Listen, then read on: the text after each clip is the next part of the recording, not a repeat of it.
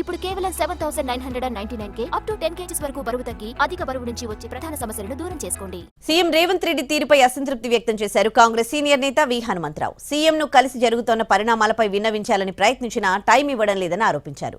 కార్యకర్తలు బాధపడుతున్నారని ఆ విషయం గమనించాలన్నారు. మన వాళ్లకు న్యాయం చేయకుండా మనపై కేసులు పెట్టిన వాళ్లకు న్యాయం చేస్తున్నారని హనుమంతరావు ఆరోపించారు. ఇప్పుడున్నటువంటి పరిణామాల మీద చాలా మంది వ్యక్తులు జిల్లాల నుంచి అట్టడుగున సామాజిక వర్గం, బడుగు బలైన వర్గాలు, వాళ్ళు మాట్లాడే భాష, వాళ్ళ ఆవేదన, అవన్నీ ఆయనకు విన్న విధాలను చూశాను. మరి ముఖ్యంగా ముఖ్యమంత్రి గారు ఏమన్నారంటే 10 ఏళ్ల పరిపాలనలో దోచుకున్నారు, పీడ పోయిందన్నాడు. కానీ ఇవాళ చూస్తుంటే ఆయన ఆలోచనలో మార్పు వచ్చింది. ఇతర పార్టీలో నువ్వే అన్నావు బీఆర్ఎస్ ఖతమైపోయింది, బీఆర్ఎస్ ఇస్ నో మోర్, దోచుకున్నారు అన్నారు.